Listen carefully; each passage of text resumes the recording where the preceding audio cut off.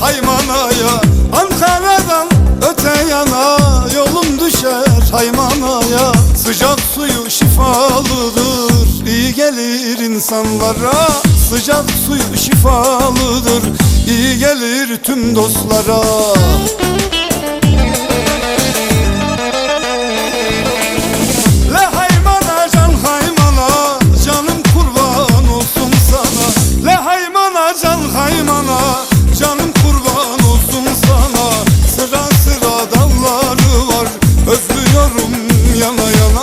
Bozkırları ovası var, canım kurban olsun sana.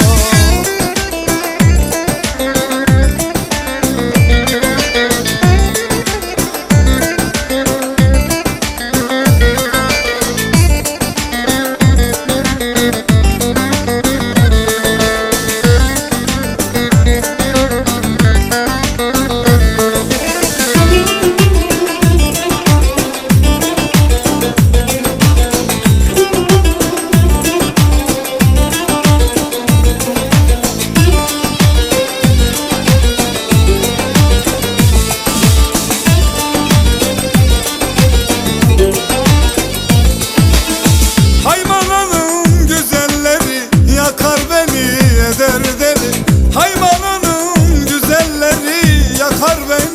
eder deli.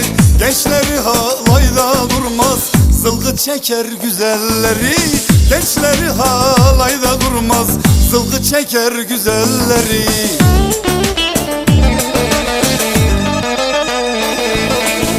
Le Haymana can Haymana, canım kurban olsun sana. Le Haymana can Haymana,